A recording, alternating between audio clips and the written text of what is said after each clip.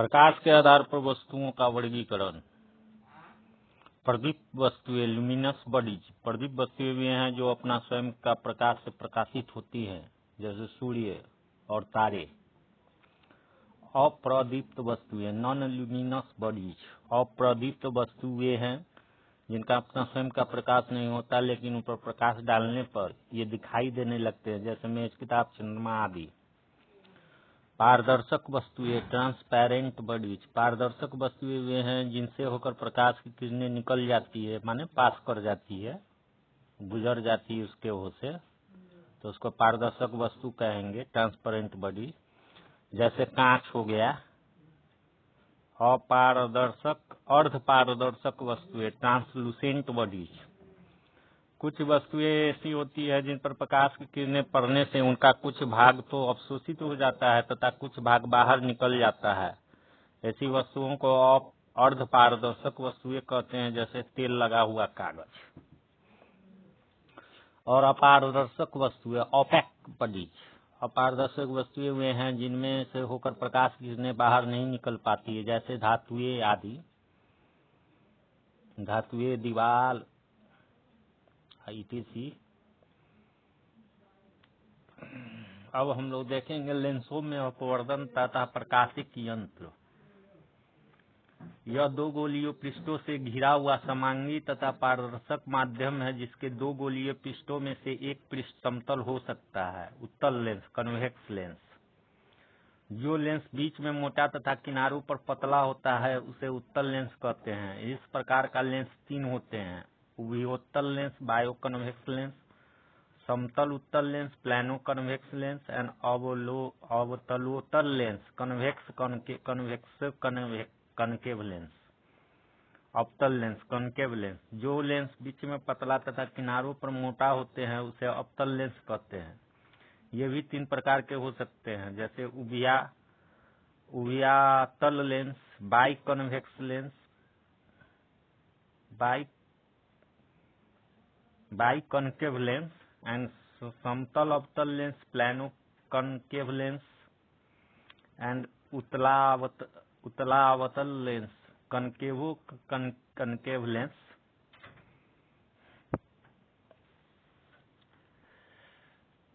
उत्तल लेंस अनंत से आने वाली किरणों को सिकोड़ता है, इसलिए इसे अभिसारी लेंस भी कहते हैं।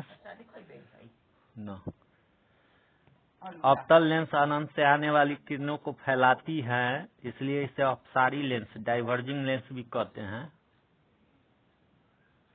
प्रकाशिक केंद्र, ऑप्टिकल सेंटर। लेंस के मध्य यह एक ऐसा बिंदु है जो उसके मुख्य अक्ष पर स्थित होता है तथा जिससे होकर यदि अपवर्तित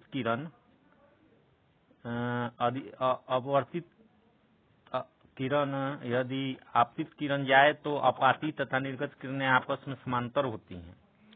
पतले लेंस में आपाती किरण प्रकाशिक केंद्र से सीधे निकल जाती है। अब साइन कन्वेंशन, चिन्ह परिपाटी, माने वस्तुओं और इमेज की दूरी से संबंधित चिन्ह लगाने की परिपाटी को हम लोग चिन्ह परिपाटी कहते हैं। लेंसों में वस्तु तथा प्रतिबिंब की दूरी प्रकाशिक केंद्र से मापी जाती है। चिन्ह लगाने के नियम दर्पणों के समान हैं। इन नियमों के अनुसार उत्तल लेंस की फोकस दूरी धनात्मक तथा अवतल लेंस की ऋणात्मक होती है। अब उत्तल लेंसों द्वारा प्रतिबिंब रचना, formation of image by convex lens. जब वस्तु उत्तल लेंस के सम्मुख अनंत पर स्थित हो तो प्रतिबिंब छोटा, वास्तविक, उल्टा तथा फोकस पर बनता है। जब वस्तु अनंत और फोकस दूरी के दोगुनी मध्य रखी हो तो प्रतिबिंब छोटा, उल्टा, वास्तविक और द्वितीय फोकस तथा वक्रता केंद्र के बीच बनता है। जब वस्तु फोकस दूरी की दोगुनी पर रखी हो तो प्रतिबिंब वस्तु के बराबर, उल्टा, वास्तविक व वक्रता केंद्र पर बनता है। 4. जब वस्तु लेंस के मुख्य फोकस तथा फोकस दूरी के दुगुनी दूरी के मध्य रखी हो तो प्रतिबिंब बड़ा, उल्टा, वास्तविक और वक्रता केंद्र से परे बनती है। जब वस्तु उत्तल लेंस के मुख्य फोकस पर रखी हो तो प्रतिबिंब बड़ा, उल्टा, वास्तविक और अनंत पर बनता है। और जब वस्तु प्रकाशिक केंद्र वह मुख्य फोकस के बीच स्थित हो तो प्रतिबिंब वस्तु से बड़ा, सीधा, काल्पनिक और वस्तु की ओर परंतु पीछे बनता है, माने लेंस के पीछे। उसी तरह अवतल लेंस द्वारा प्रतिबिंब रचना, formation of image by concave lens. अवतल लेंस से केवल एक ही प्रतिबिंब बनता है, एक ही प्रकार का प्रतिबिंब बनता है। अवतल लेंस से प्रतिबिंब छोटा, सीधा, काल्पनिक और मुख्य फोकस व प्रकाशिक केंद्र के बीच में बनता है। तो ये सब था लेंस से संबंधित बात सब। अब हम लोग देखते हैं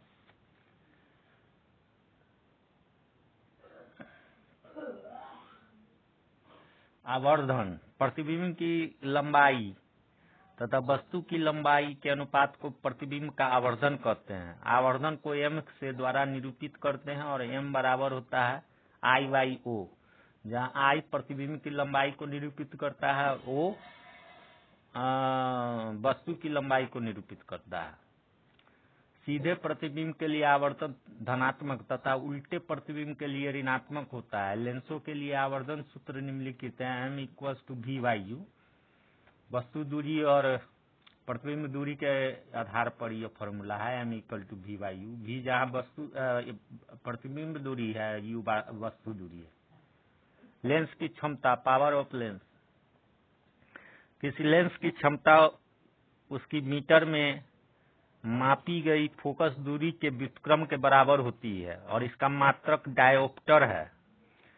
तो इसको रिप्रेजेंट करते हैं, निरूपित करते हैं P के द्वारा, और इसका फॉर्मूला होता है, सूत्र होता है P बराबर 1/f, जहाँ f मीटर में हो और P का जो वैल्यू आएगा वह डायोप्टर में आएगा। उत्तल लेंस की क्षमता धनात्मक व अवतल लेंस की क्षमता ऋणात्मक होती है तथा समतल कांच की प्लेट की क्षमता 0 होती है तथा फोकस दूरी अनंत पर होती हैं। तो ये सब लेंस से संबंधित कुछ महत्वपूर्ण बातें थी। उसी प्रकार हम लोग दर्पण से संबंधित कुछ महत्वपूर्ण बातों को देखेंगे। तो दर्पण क्या होता है पहले जान लेते हैं। इसको अंग्रेजी में मिरर कहते हैं।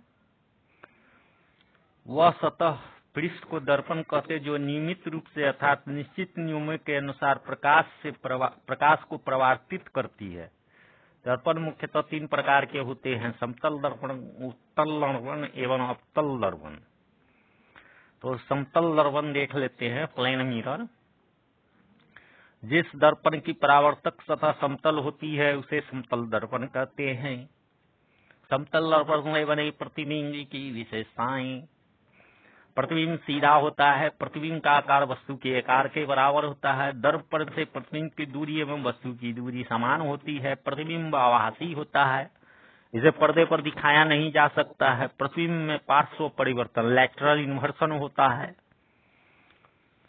समतल दर्पण से संबंधित विशेष तथ्य। यदि कोई व्यक्ति भी चाल से दर्पण की ओर चलता है तो उस दर्पण में अपना प्रतिबिंब तू भी चाल से अपनी ओर आता प्रतीत होता है। किसी वस्तु का समतल दर्पण में पूर्ण प्रतिबिंब देखने के लिए दर्पण की लंबाई वस्तु की लंबाई की कम से कम आधी होनी चाहिए। यदि आपतित किरण को नियत रखते हुए दर्पण को 0 डिग्री कोण से घुमा दिया जाए तो परावर्तित किरण 2 से घूम जाती है।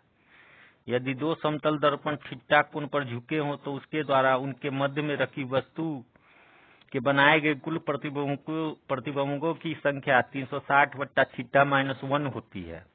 यदि यह पूर्णांक नहीं है तो उसे अलग पूर्णांक मान लिया जाता है। इस प्रकार समकोण पर झुके 2 दर्पणों के बीच रखे वस्तु के 3 प्रतिबिंब बनते हैं और 2 समांतर दर्पणों के बीच रखे वस्तु के अनंत प्रतिबिंब बनते हैं। अब हम लोग देखेंगे गोलीय दर्पण, स्फेरिकल मिरर जो होता है उसके बारे में। तो गोलीय दर्पण उस दर्पण को कहते हैं जिसकी परावर्तक सतह किसी खोखले गोले के एक भाग होती है। गोलीय दर्पण प्रायः कांच के एक टुकड़े को रजतित सिल्वर्ड, अंग्रेजी वर्ड होता है रजतित का, सिल्वर्ड कर बनाया जाता है। ये 2 प्रकार के होते हैं, अवतल दर्पण और उत्तल दर्पण। तो अवतल दर्पण जिसको कनकेव मिरर बोलते हैं, जिस गोलीय दर्पण का परावर्तक तल धंसा रहता है उसे अवतल दर्पण कहते हैं। अवतल दर्पण को अभिसारी दर्पण, कन्वर्जिंग मिरर भी कहा जाता है क्योंकि अनंत से आने वाली किरणों को सिकोड़ता है। उसी तरह उत्तल दर्पण, कन्वेक्स मिरर, जिस गोलीय दर्पण का परावर्तक सतह उभरा रहता है उसे तो उत्तल दर्पण कहा जाता है। उत्तल दर्पण को अपसारी दर्पण डाइवर्जिंग मिरर भी कहा जाता है, क्योंकि यह अनंत से आने वाली किरणों को फैलाता है। और उत्तल एवं अवतल दोनों ही दर्पण किसी गोले के कटे भाग होते हैं, अतः उस गोले का केंद्र वक्रता केंद्र सेंटर ऑफ कर्वेचर कहलाता है। दर्पण का मध्य बिंदु ध्रुव पोल कहलाता है। दर्पण के वक्रता केंद्र एवं ध्रुव को मिलाने वाली रेखा दर्पण की प्रधान अक्ष रेखा प्रिंसिपल एक्सिस कहलाती है। वक्रता केंद्र एवं ध्रुव को मिलाने वाली सरल रेखा के मध्य बिंदु को दर्पण का फोकस कहते हैं। और फोकस का जो फॉर्मूला होता है वो होता है वक्रता त्रिज्या बट्टा 2, माने कि F बराबर C/2। तो F बताता है फोकस को और C बताता है वक्रता त्रिज्या को। अब आवर्धन, दर्पण में भी आवर्धन होता है। तो प्रतिबिंब की लंबाई और वस्तु की लंबाई के अनुपात को आवर्धन कहते हैं और इसे m से प्रदर्शित करते हैं। जैसे लेंस में फॉर्मूला था उसी तरह इसमें दर्पण में भी प्रतिबिंब उसी तरह से आवर्धन का फॉर्मूला होता है। m बराबर प्रतिबिंब की लंबाई बटे वस्तु की लंबाई, मतलब I/O। और इसको अगर वस्तु दूरी और इमेज दूरी के रूप में देखें तो m बराबर होता है V/U। अब इसमें हम लोग देखेंगे अवतल दर्पण में बने प्रतिबिंबों की स्थिति, प्रकृति और उनका साइज। तो सबसे पहले अवतल दर्पण में देख लेते हैं।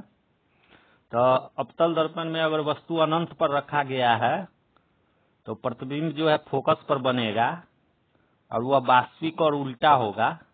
प्रतिबिंब का आकार छोटा होता है। वस्तु अगर C तथा अनंत के बीच, माने सेंटर ऑफ कर्वेचर वक्रता केंद्र और अनंत के बीच में हो तो प्रतिबिंब की स्थिति F तथा C के बीच में, प्रतिबिंब की प्रकृति वास्तविक तथा उल्टा और प्रतिबिंब का आकार छोटा। अगर वस्तु C पर रखा गया है तो उसका प्रतिबिंब C पर ही बनेगा और वास्तविक और उल्टा होगा तथा उसका आकार भी बराबर होगा। वस्तु अगर F तथा C के बीच में है तो प्रतिबिंब C तथा अनंत के बीच में बनेगा, प्रतिबिंब वास्तविक और उल्टा होगा और प्रतिबिंब का आकार बड़ा हो जाएगा। और वस्तु अगर F माने फोकस पर रखा गया है तो उसका प्रतिबिंब अनंत पर बनेगा, वो वास्तविक और उल्टा होगा तथा बहुत बड़ा बनेगा। अगर ध्रुव तथा F के बीच में, पोल तथा F के बीच में रखा गया है तो दर्पण के पीछे बनेगा, काल्पनिक और सीधा होगा और बड़ा होगा।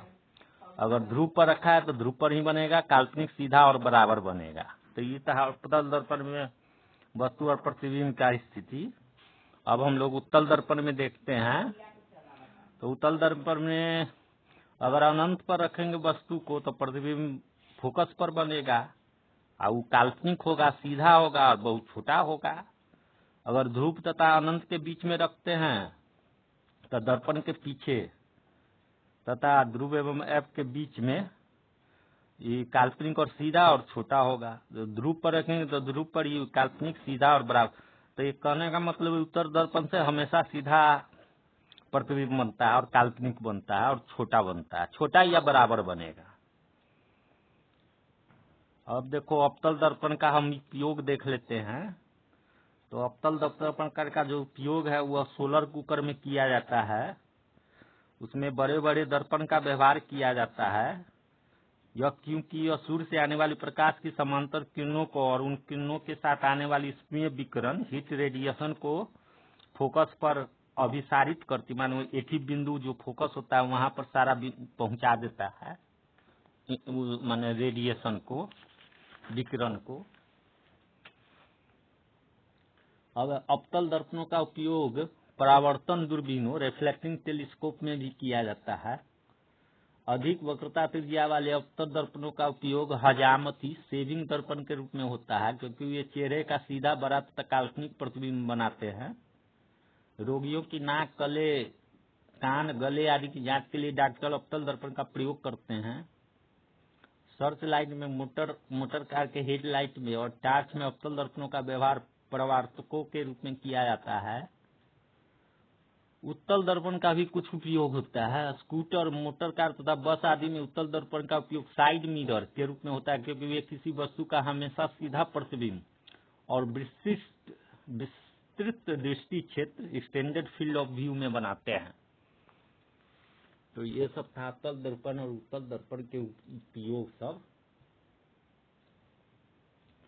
और चिन्ह परिपाटी के अनुसार अवतल दर्पण जो है उसका दूरी, फोकस दूरी ऋणात्मक तथा उत्तल दर्पण का फोकस दूरी धनात्मक होता है।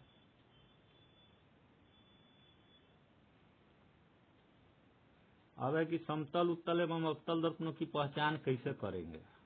तो बिना स्पर्श किए समतल, उत्तल एवं अवतल दर्पण को पहचानने के लिए बारी बारी से दर्पण के सामने उसके बहुत निकट एक वस्तु, जैसे उंगली ले जाएंगे, वस्तु को दूर हटाते हुए दर्पण में बने प्रतिबिंब का अवलोकन करते हैं। एक में देखते हैं कि यदि दर्पण में बना प्रतिबिंब हमेशा सीधा आकार में वस्तु के बराबर हो तो दर्पण समतल है। यदि वस्तु को दर्पण से धीरे धीरे दूर ले जाने पर सीधा और बड़ा प्रतिबिंब बनता है तो दर्पण अवतल है। और यदि दर्पण के सामने वस्तु की किसी भी स्थिति के लिए प्रतिबिंब हमेशा सीधा और छोटा बनता है तो दर्पण उत्तल है। तो इस तरह से हम लोग तीनों दर्पण को पहचान सकते हैं बिना उसको छुए। तो ये सब था हम लोगों का प्रकाश से संबंधित सारा चीज हम लोग पढ़ लिए एक दिन में। और कुछ छूट गया?